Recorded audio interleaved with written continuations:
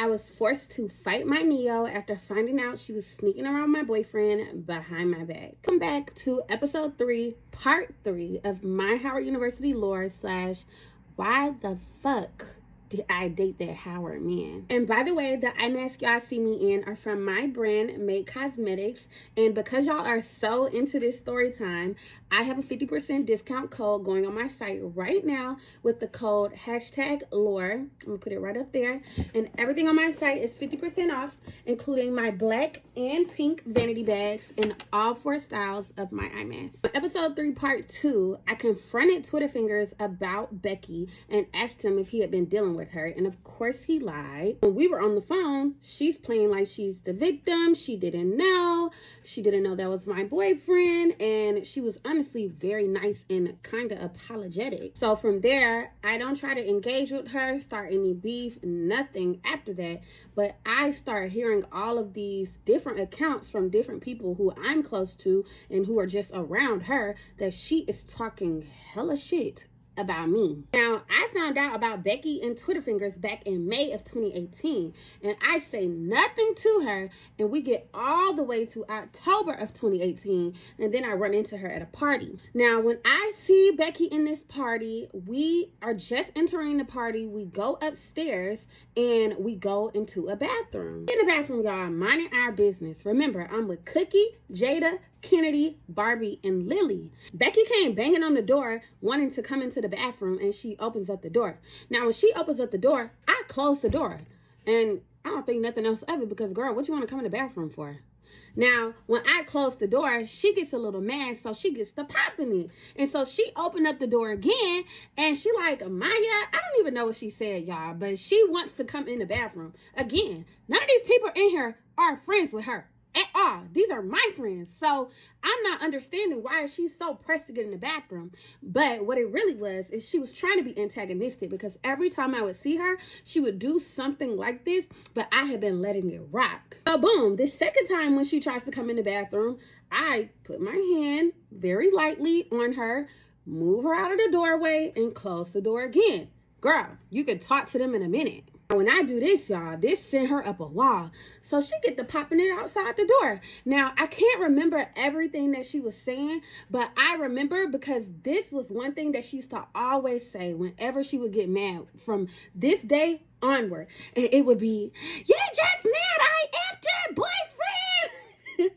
Screaming as if this was an accomplishment. So because she outside the bathroom door popping it, I say to the people in the bathroom, I'm about to have to beat that ass. Now, my line sisters are like, Maya, no, let's have a good night. Don't do it. Come on, let's just have fun. So I'm like, all right, if she don't say nothing else to me, y'all, I will not say anything to her.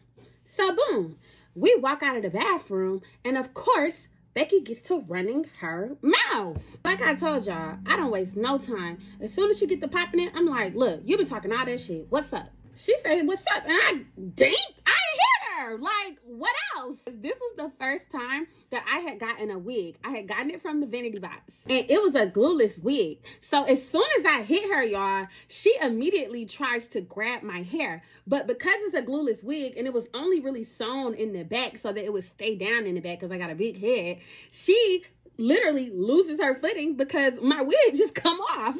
I got a good grip. One hand don't hit, the other hand, what? At this point, y'all, she on the ground. I am doing this girl in. And as I'm doing her in, I am getting so mad, and all of the madness is just building up. I get to talking like, I told you to shut the up. It's literally like a mama whipping on her child. As this is happening, I guess Kennedy got to feeling bad. She like, all right, Maya, come on, let her go. It's going in. What? Remember, we're at a Greek party and we're upstairs. So as all of this commotion is happening, the guys who are in this Greek org come running up the steps.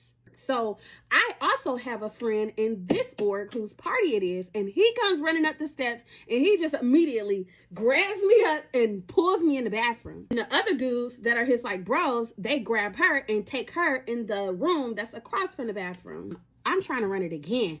And I'm like, let me out the bathroom. Let me out the bathroom. He like, no, Maya, I'm not about to let you do that. Y'all, this girl is still across the hall. I can hear them. It sounds like she is like trying to break the TV. They like, you gonna break the TV? She's screaming to the top of her lungs. And she also keeps saying, she's just mad I effed her boyfriend. A dummy. Like, she sounds so dumb. At this point, y'all, I'm in that mode. Like, nah. Like, let me out the bathroom. Like, no, I'm not finished with her. Like, he's not letting me out the bathroom. He like, they about to put her out. You ain't got to worry about it. You can stay, but you got to chill. I'm not letting you out the bathroom. So, boom. I'm in the bathroom. I look in the mirror. Wig hanging off. Remember, it was sewn in the back, so I'm like, oh, let me take the wig off. I snatched the wig off. I got a braid down. I started taking my braids out. And the whole time, I'm thinking, y'all, look, I'm about to try to get to her again. So if I'm going to get caught on camera, and if anybody see this, let me make sure my hair out so I'm looking cute at least. He finally lets me out of the bathroom. Now, when I come out of the bathroom, Barbie is right here on the steps crying. She said that me and her line sister just fought, and I am trying to find Cookie and Lily and Jada and Kennedy because, you know, I'm trying to get my stuff because Lily was holding my stuff. I go over to the side, and I'm like trying to get to the side of the house. So we're standing outside the house. And while we outside the house, I'm just waiting on this girl to come out the door. Now, when we initially were fighting, we're upstairs. So not many people saw this. Just the dudes in this org. And there was a couple other people up there. And then mostly just the people in mine. But now, I think the party ended because also I think the police had just pulled up too, but they're not there anymore. But so the party is ending and it's a lot of people outside. Boom. We sitting on the side of the house, and as we're sitting on the side of the house, I got them helping me take out my braids because I am determined that if I am about to get caught on camera, I'm gonna look cute. Boom, y'all. Who comes walking out the door? I guess they had her other line sisters that were there to call her a car so that she could go home. So she come walking out. I see her, and I can't remember if she saw me first or if she was already screaming, yelling, like as she was walking to the car. But all I hear her saying, Maya just mad I effed her boyfriend. Y'all, I used to run track. In high school. I take off. Honestly, y'all, I don't even think I got no shoes on. I'm a country girl, man. I don't care about taking my shoes off, and I need my footing if I'm about to get in that ass. So I'm zooming. They're kind of like in the street trying to get her into this cab. I'm like, no, she is not about to get in that cab without me getting a hold of her. So I'm running. It's two of the bros from this org. They try to get in front of me. I juke, get past them, and right as I'm about to get to her, right at this car, one of the dudes another dude who's in org, who was a little bit bigger and a little bit stronger, grabbed me up and pulled me over to the side. She's steady, running her mouth.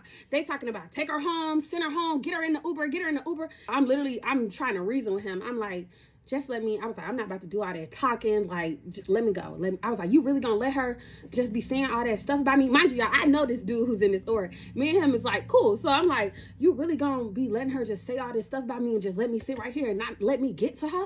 Like, that's cool. And he like, nah, Maya, like, I'm not letting you go. I'm literally trying to reason my way, get this man to let me go so I can get in that ass real quick. He is not going for it. And she just keep running her mouth. So I'm like, bitch, shut up. He say something like, I thought you wasn't doing all that talking. True. Boom, y'all. They get her in the Uber, Lyft, whatever, and she is gone, right? So boom, we're getting ready to go now. Honestly, I'm in a good mood. I ain't take no L. Now, some of her line sisters are pulling up, but remember, I was their dean, so, you know what I'm saying, even if they don't all love me, they be a little bit respectful, at least sometimes. So boom, some of my neos that are her line sisters, they take me home. I get in the car with them so they can take me to my house. Me, and I think also Jada is with me, and maybe even Kennedy. When we in the car, they like, oh, she said you snuck her, Maya. And I'm like, snuck her? No, I didn't. But cool. If she feel like I snuck her, we can run it again. I tell them like, okay, give her this address to this place. We can meet there. If she feel like I snuck her, we can run it again. We can run another one. Of course, she not trying to come because we come running in the house like everybody screaming. My roommate who I'm living with at this time is my best friend. She also went to Howard. We wake her up out her sleep. We telling her what's happening. You know, we giving the recap. Now, boom. The next day, y'all, I am getting calls on calls on calls. My prophytes is calling me. She tried to get ahead of the story, so she done called all of them playing victim. Now, you really would have thought that Becky had had enough after I had to give her that ass whooping. But of course, she did not. This time, Twitter fingers was present. And we're going to call that episode The Aftermath.